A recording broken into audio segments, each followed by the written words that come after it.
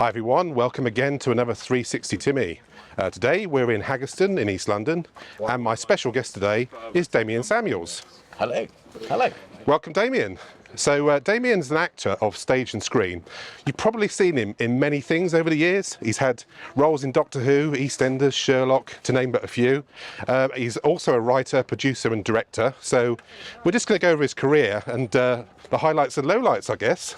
Mostly lowlights. So where did it all start?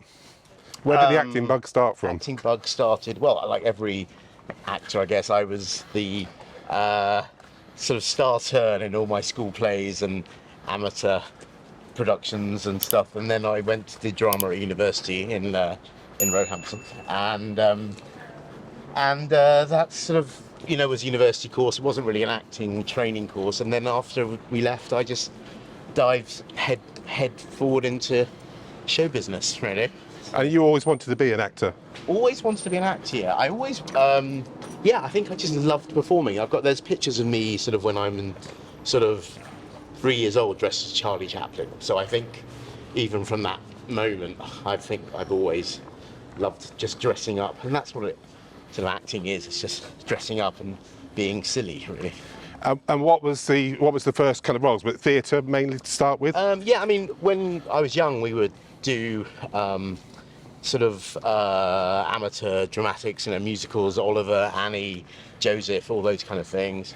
And then during school, I did plays, and then obviously university did plays. And weirdly, I haven't really done any theatre for nearly 25 years, and that's the one thing I really want to try and do, sort of, in the next few years. I want to have a crack at that again. But because that must be great, because you get instant audience feedback, don't you, when you're doing a lot of things for film and TV? It's the camera and... Yeah, I think what I've grown to the thing I think about filming is that it's kind of dull. You're often around for a whole day for a very small moment of time, and obviously that's imprinted and there forever. And it's wonderful that people see that 20 years on, but the actual enjoyment from it in terms of on the day is not actually that exciting. So, and I think if you're doing theatre, you're getting that buzz from the audience, and it's the process of going there in the evening and then the kind of come down afterwards and having the drink with your friends, and it's a different way of living. So, but all theatre actors I know want to do film, and all film actors want to do theatre. So it's kind of It used to be quite snobby, didn't it, that if you were in film, you wouldn't do TV, and that's really changed in recent years, isn't it? I've even seen Harrison Ford doing TV now. I think he's the ultimate one. I've never seen that kind of... all we need is Michael Caine in Holby City, and then we've got the... or Coronation Street, that's it's like tap, isn't it? So what was your first break in TV or film? So I left uni and I was desperately wanting to be an actor. So I thought, and because we hadn't gone to drama school, we weren't sort of given the full, right, you get an agent. And so the very first, it wasn't a break, but it was the very first audition I ever went to was for Ken Russell's Treasure Island. Wow. And I remember it being Pineapple Dance Studios, and Ken Russell was there in the middle of the room, and we all had to dress as pirates. And we all had to go around the room sort of singing, hi ho, it's off to work we go. And I thought, well, this is fun, this is good. But obviously, not normal, auditions aren't normally like that. And they spent a long time doing random shit jobs, like sort of lots of promotional jobs. I was the carrier bag at the Ideal Home exhibition. I was an elf at Santa's Grotto at Selfridges. And then I'd do occasionally a little short film or a photo shoot, and then slowly you build up a portfolio, and then I got an agent, and then I had, jobs like big commercials, filming in Austria, and then you just slowly build up a resume and a show reel, and then I did EastEnders. I think first I did EastEnders. I've done EastEnders a few times, but the first time I think was probably about 1998. So that was, you just have to kind of learn. You're like a sponge when you're on set. You're kind of, no one ever teaches you this. You have to kind of listen and sort of know what's going on. Because, when someone says, first positions or stand on your marks. You think, well, I don't know what you're talking about, you know, because no one's taught you that. So I always say to any young actors, you know, just say yes to doing short films, even if they're not paid, because it's a great learning experience. Absolutely. And often, and often on short films, you are around more. You're not sort of sitting in a trailer. Yeah. So you are actually watching what's going on, and I guess you get in short films like that, you get to perhaps suggest things, you know, changing the script, or you know, that maybe possibly where you think the character's going a bit more than you can on a bigger production. I wouldn't get carried away with changing anything. But you can certainly, you know, you could certainly suggest things to, you know, wouldn't it be great if you did this, I mean, it's often tough with short films or anything that's not improvised. Is, you know, they're very tight on budget and time. And time is a currency, really. So you don't really have much time to piss about and have fun. Now, one thing that many people will know you from, well, they probably don't realise it, is a pop video, Basement Jaxx, Where's Your Head At? How did that come about? That was just a regular audition. I think it was 2001.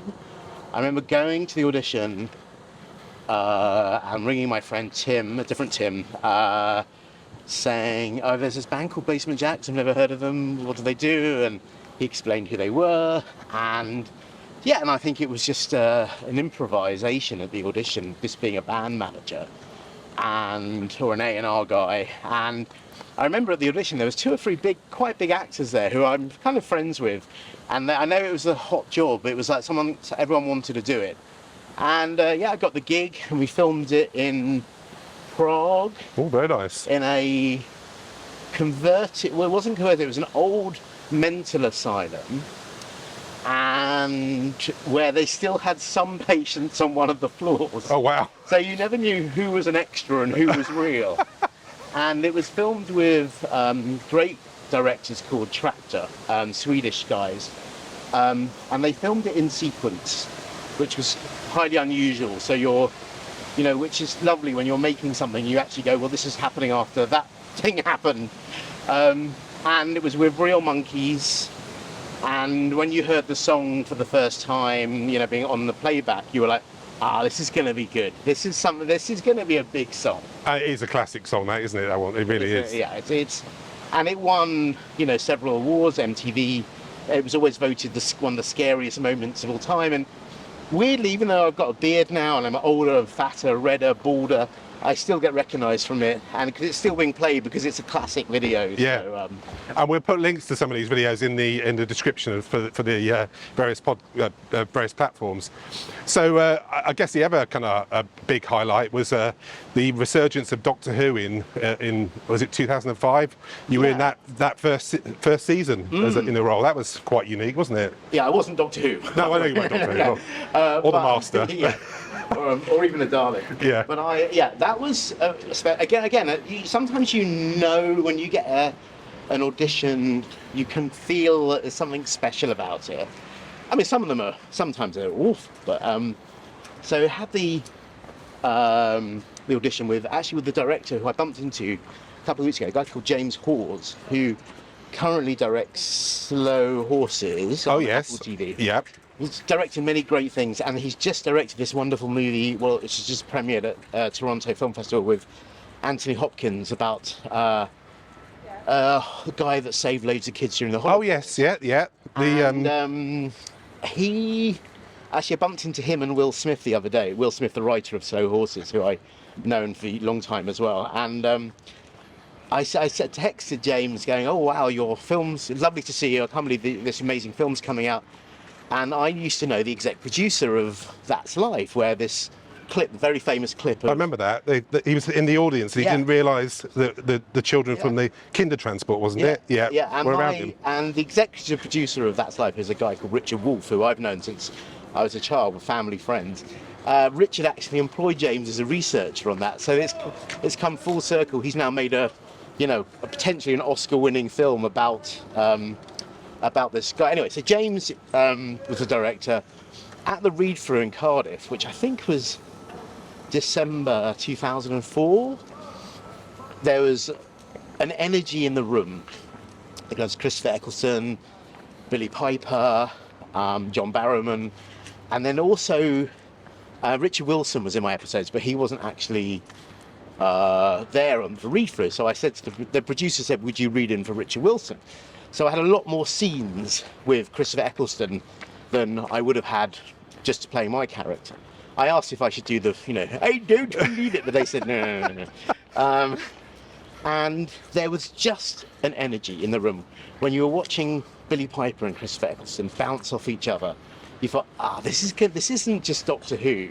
This isn't a continuation of Sylvester McCoy, or this is something very, very special. And, Yeah.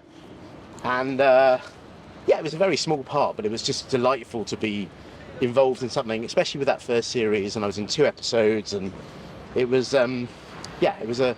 it's a lovely thing to be part of, because when you meet anyone, they say, "Oh, you're an actor. What have you been in?"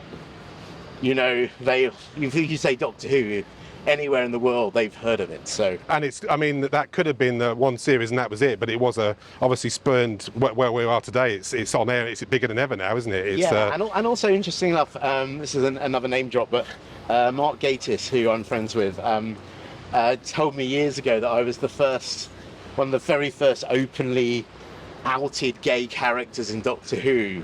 And apparently in Doctor Who magazine a couple of months ago, there was an article about, LGBTQ plus characters in Doctor Who, and I got name checked, and there was a photo of me. Wow. So, yeah. And that's all the way from 2005. That's crikey. Absolutely. So it's definitely something I'm very, very proud of. Not that I had anything to do with it, but it's to be involved in that first series. Yeah. Incredible. And you've had quite a few experiences with some legendary film stars as well. So I think you've had your face slapped by Hugh Jackman in a Lipton Ice Tea, tea advert. Several takes, I think it was, wasn't it? Lipton's Ice Tea with Hugh Jackman, filmed in Budapest. It was, again, a lovely job. Amazing director, amazing team. Hugh was, without doubt, one of the nicest actors I've ever worked with. Just genuinely, would have lunch with everyone and was very down to earth. And his kids were on set, and it was just a lovely atmosphere. And you just, when you're working with decent people, who they are. I've worked with some very dodgy actors, but they're always often not the stars. They're the people that are slightly lower down on the pecking order. So that was amazing working with Hugh, and that was all improvised. So we had to get to certain moments, like little hit marks in the script, and that was for me the most fun, because I wasn't going on set and being really nervous, going, "Oh my God, I'm working with Wolverine." Yeah. I'm actually improving with Wolverine and making him laugh. And there was loads of stuff we couldn't use, because obviously it was you couldn't mention, Wolverine or The Greatest Showman or anything like that. So I don't even know if he'd done The Greatest Showman actually at that point. Probably hadn't actually. No. I think he was just going on to do Les Miserables. So he was a lovely guy, lovely guy. You also got to work with Carrie Fisher as well. I did. I worked with Princess Leia. Again, that was my career sounds so much more glamorous in a very short form than it is over the course of 25 years. But that was filmed in Zagreb in Croatia. It was a feature film, low budget feature film called White Lightnin. There was a very funny. So at the audition for that, the director, I think he was a guy called Dominic West. What we could do is we can continue to Victoria Park, or we could go up these stairs and go back towards Broadway Market. We'll go back that way, yeah. Okay, I think that's good, yeah. So did the audition in London, and it was just on. My agent said, "Oh, it's a movie with Carrie Fisher," but we didn't know if she was attached or if she was actually going to do it. And also it was filmed in Croatia, but it was set in the Appalachian Mountains in West Virginia. So she'll try and cross the road. This will be fun. Yeah. Should we? This will be a first 360 to me, trying not to get run over. Oh, we got very lucky there. Yeah, Yes, where I was. Yes, so audition, and he said it's set in the West Virginia. Don't worry, there'll be a voice coach on set. And you'll be fine, we'll tweak your accent. So I get to Croatia, I find out that Carrie Fisher's in the movie. So I'm very excited, and I'm in the hotel lobby, and I see this guy who is Tim Morris-Jones, who's the director of photography on the movie, who is also the director of photography on the Where's Your Head At video. Oh, wow. So I hadn't seen him for a few years, but so the last time I saw him was in Prague, and then I'm seeing him in Zagreb. And I thought, this is so rock and roll, showbiz. Shall we walk on that side? Or Yeah. So I get to set, and the director said, don't shave, because we think we're going to have you, you know, sort of with stubble. Anyway, then I get to set, and the director says, actually, no, we'd like you to shave now, clean shaven. So I go into the makeup trailer, and it's a very low budget film. So I go into the makeup trailer, which is basically a very basic caravan. And there's a sink, and I'm just about to shave, wet shave. And then Carrie Fisher walks in, and I'm going, oh my God, this is Princess Leia. I used to have your little figurine. And I'm like, sort of, this is like, you know, this is every young boy's dream. And she sits down next to me. And at that point in my life, I've never shaved in front of anyone. Yeah. And now I'm shaving in a small caravan in front of Princess Leia. And she was amazing. We were chatting, and she had loads of stories, and she was filth, like very, very good fun. And then I get on the set, and there's loads of Croatian extras, all meant to be West Virginian. You could tell they're not West Virginian. And they go, let's shoot the rehearsal. And so the words come out of my mouth, you know, I'm speaking this accent that I don't even know if it's the right accent. And they shot it and kept it, and that was, I still to this day don't know if that's the correct accent. But anyway, it's in the movie. I remember that distinctly from your show, Will. Is it Priscilla White? Yeah, that's right. Yeah, that was it, yeah. The Fair Step and Feet of Priscilla White, or something like that. Yeah. I still don't know if it's a very nice restaurant there, Pathé Sicilian, by the way. So, yeah, that was fun. It was, again, low budget, sort of, but just good fun, you know. And it was a real honour to work with her. And like Hugh Jackman, just wonderfully charming, and I don't think you get to those places unless you're inherently nice. Yeah. Because I think you've got to be. You can't be an arsehole Yeah. the whole time. Yeah. Well, you hear about that all the time, don't you? But I always got the impression, though, from seeing her on chat shows and everything, that she was very down to earth. Yeah, I mean, she was outside just chatting with me, and there were two other actors, and we're just chatting like we were, you know, queuing up at a staff canteen in John Lewis or something. I don't know. You know, it wasn't like I was talking to one of the big Hollywood movie stars who had come from Hollywood royalty. You know, she was a jobbing actor, you know, so. That's amazing. Yeah. So you've also another couple of classics you worked on. So you were on Birds of a Feather, the recent series that a couple of years ago. Yeah, that was one of my bigger parts. It was a proper guest starring role. It was nice. It was the Christmas episode, and again, the loveliest people. Leslie Joseph and Pauline and Linda are just amazing, and they welcome you into this family. And they've been going for like 30 years, you know, doing that show. And they could easily just go, oh, he's just an actor who's in one episode. We don't really need to befriend him. But again, it makes the experience so much nicer and it was a lovely job. We filmed that down in Bournemouth, I think, and somewhere else. And yeah, that was just a really, really lovely job. If someone was to ask one of my favourite acting jobs, I think that would be one of them. So, and also we were dealing with the exec producer was Humphrey Barclay, who is proper comedy gold royalty. He was the one that put Monty Python together back in the day, and he is the nicest gentleman. And then I worked with him again on another sitcom with John Cleese and Alison Steadman. No idea what the name of it. After the Sunset or something. After the Sunset. Terrible show, like awful show, the worst script. And it's a shame because it's written by this guy that wrote, you know, with Terry Gilliam and stuff. But again, an amazing cast of actors, just Anne Reid and so all these incredible people. But I got to work with John Cleese. But Humphrey was the exec producer of that, and you know, he got me in for the audition. You can go up to Oh yeah, okay, yep, no worries.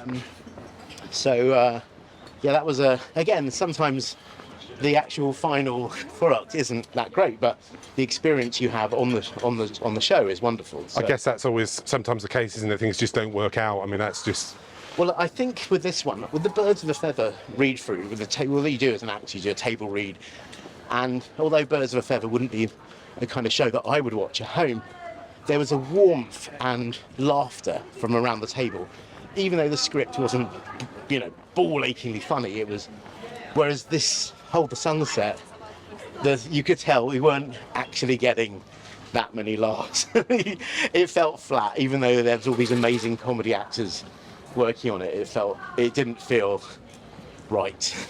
So also you were in Sherlock?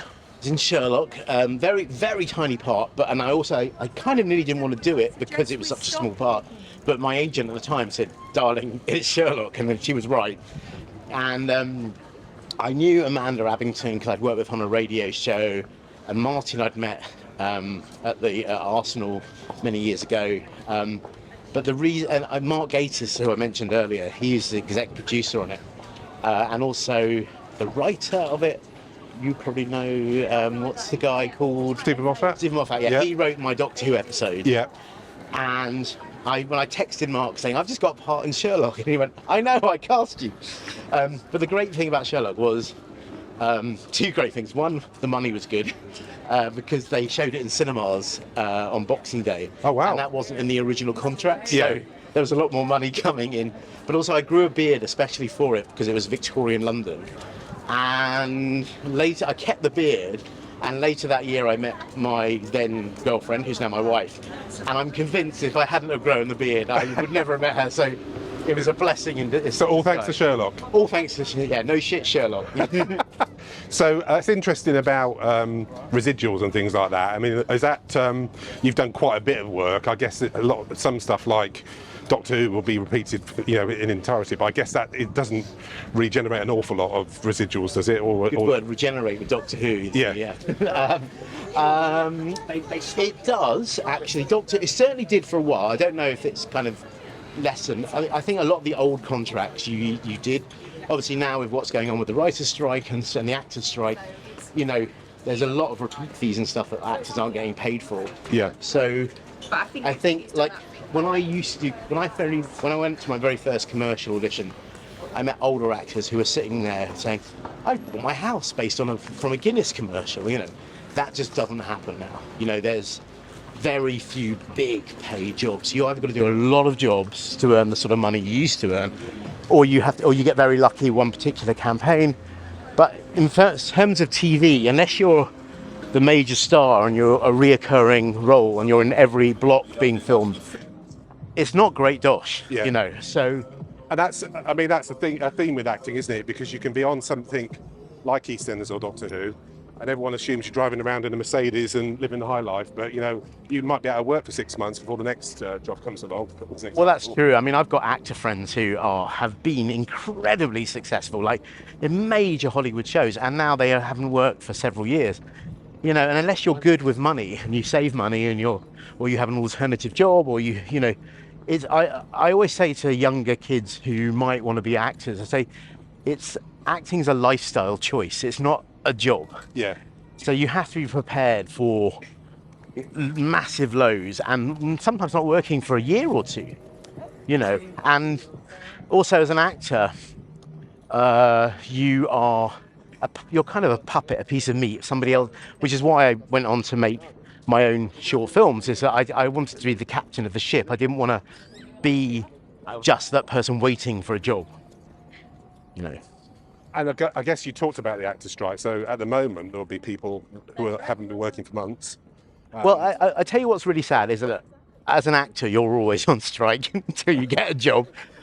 But I went down to Shepperton Studios the other day because there's a post-production company that I've been working with because they're all sitting there waiting for a film project to come in. They've helped me do some grade on my wedding video. And we went to Shepperton, and it was so quiet. It was empty, like there was nothing going on. It was so sad. And then the other day on Facebook, a friend of mine put a post up for a friend who's a unit driver, who drives actors to set, and hasn't worked for months. He does major TV shows here, and he's offering himself up for airport runs. And for me, I know it's sad for actors and writers, but it's all like in lockdown with COVID, it was the little coffee shop owners who were next to the big office blocks who were suffering. So it's all the people in catering, it's the hair, the makeup, the costume, the drivers. It's the knock-on effect, and they're the ones that aren't on strike, So, and no doubt their pay will probably be the same when they go back to work. So, And of course, the reason for the strike is this thing about AI. I was talking to a voiceover artist the other day, and he was saying that he'd done some work for a video game. He read several lines. When the game came out, his voice was a couple of bits of dialogue that he didn't do. They must have AI'd right. in between. So this is what it's about, isn't it? It's the fact that you wouldn't be called back. They could just AI some scenes that they've True, and then there was always a joy when you were asked to come in and do ADR that you felt, oh, that's some extra money. Yeah. And then sometimes you go in for a second, whether it was the Birds of a Feather or Lipton Ice Tea, and if it was even if it was one word, they would get you in, and you'd end up with a couple of £100 or whatever. But that was always help towards your acting income. Now, if they've already got your voice and they can go, well, we can cheat that. We don't need to get him to come in. We don't need to book a studio. Then, yeah, that's going to have a knock-on effect for sure. Yeah. I don't know how they stop that, because who will know apart from the actor themselves, who will say, I never said Famalama Fizz Fadge, Yeah. Obviously, they've used AI more recently to make characters look younger in terms of like Harrison Ford in Indiana Jones. Carrie Fisher was brought back because she hadn't filmed certain scenes in her last film when she sadly died. So there's I don't mind. I think when Oliver Reed and Gladiator and stuff like that, I think there's very good reasons for using it, and the de-aging and aging process, I think that's quite fun. But I think to have the actor there at all is or worse, the writer. I think getting rid of the creatives is potentially very dangerous. So we talked a lot about acting, but also you're a writer, producer, and director, and you've directed. You've written 3 short films, I believe, and filmed 2. I think I've only done 2, Have you? but there's one on IMDb. That's what I'm referring to. I did my research, but I do. I was partially involved with Fish, with assembling your initial. Yes, footage. you did the assemble edit. So yeah. Fish was your first short film. Yeah, the third one, I don't know who that is, but I'm taking credit because it looks good. Fish was the first short film. It was me and one of my good friends, Mark Haggerston. We originally came up with the idea for a competition for a film festival for Soho House. And we didn't get into the competition and we didn't win. And we thought, well, let's just make it anyway. And neither of us had any. Mark was a well-known film critic. I was an actor. Neither of us had any idea about the making of a film. And it was one of the hardest and most difficult projects I've ever done. But I loved it so much that I did a second one. But it's a real learning process. We'll go left here and then work way back down to Broadway Market. So, yeah, it's a real learning process. So I remember you telling me the synopsis of Fish before you even started filming it, and I just laughed out loud. You could say it in, I think it was 1 minute 30 seconds. You told me the premise of it. Yes, incredibly funny. It's basically a chef that wants to enter the Fish Chef of the Year award, and the night before a competition, he meets a mermaid in a deserted swimming pool, and then ends up sleeping with her for fish, basically. And then he has to decide at the end of the movie what he's going to do, because he ends up feeding her prize fish. But we let the audience make up the ending. But it was really good fun, and we did it on quite a good level, for a first short film, because we didn't go in and just. I always think, there's a lot of short films where it's just 2 guys on a bench talking, dogs barking in the background, and then that's it. But we decided to have a mermaid in our first short film, and an underwater camera, and so. Yeah, you did have. I mean, I remember at the time, I think you had a red camera, which was quite unique at the time. And, there was quite a cast really, and some, art director. We can cut through that kind of stuff. It was a full production, wasn't it? It wasn't just you and a couple of people with. No, I always feel like if you're going to do it, you got to do it properly. Yeah. And there was catering, and there's. We can just cut through that way there, but there's yeah, it felt like a proper deal. I think it's because we knew that we'd been on other projects, and I always feel like if you give actors who aren't necessarily getting paid to do a short film some sandwiches, or if they're not happy, but if you give them an apple crumble and a shepherd's pie, suddenly it's a different atmosphere on set. And it was great. I mean, the John Lee, who was our director of photography on Fish, that was one of, I think it was only his second short film, and quite a youngish guy at the time. He went on to be the DOP of The Bodyguard, that Keeley Hawes show. So, Wow. you know, so and also Christian Black, who was on that, who was our stills photographer. He's the go-to stills photographer for all the Mission Impossible films. So works with Tom Cruise all the time. So I always think they're a good ground for everyone. Like, if I look back at all the short films I've been in over the years as an actor, you look through the crew, and a lot of them have gone on to some amazing things. Yeah. So it's a important thing to do, I think, from an actor or a crew point of view. And your second film, I guess you learned a lot of lessons. It was on a much bigger scale, longer. The Five Wives and Lives of Melvyn. Go on. Pfferberg. No, Nearly. Yeah. The Five Wives and Lives of Melvyn Pfferberg. that's it. That's it. I wanted to make it really hard for Germans to say, so it was. come from Germany. There we go. There you Yeah. go. It was just my little dig back for all the years. No, it was. Interestingly enough, the surname of the Pfefferberg came from when I was watching actually Schindler's List, and we knew that originally the working title of the film was The Eight Wives. Originally it was called The All You Can Eat Lady Buffet, which would have been cancelled now for saying that. Yes. Then it was called The Eight Wives and Lives of Harry Cohen, and then it became The Five Wives and Lives of Melvyn Pfefferberg. Pfefferberg because it was a name from Schindler's List, and Melvyn because Mel Brooks is my hero, and I just wanted to give a little nod to him. And yeah, like you said, I wanted to be more ambitious than the first film. It was bigger. It was 3 times as long, much a bigger crew, 5-day shoot. We shot at Pinewood Studios. There was lots of stuff going on. So you had to get finance for that as well, and funding. We had to get, we did half. We did private finance from our friends at Ajartech, Andrew and Jim, who also exec produced the first film. Yeah. But then also had to kind of match their budget. So we did a Kickstarter, and we did that again, which was another hard project, but it was so worth it because suddenly you had an audience, a ready-made audience, of people that had helped out. And you had a big name for the soundtrack. We did. We had Mel C, Sporty Spice from the Spice Girls. I knew that I wanted to have a Bond-style credit sequence mixed with animation that was like sort of from Around the World in 80 Days, those kind of Pink Panther films. And then I wanted to have a named singer. And we started off, we tried a couple of people. We started off with, I think we wanted someone very British, a British voice you would recognise. Yeah. So we nearly got Lily Allen, and then we nearly got Adamant, and then we nearly got Jarvis Cocker, but eventually none of those things worked out. But then I wrote to Mel's. I'd met her once at a party. I'd met her many, many years ago when she was with the Spice Girls.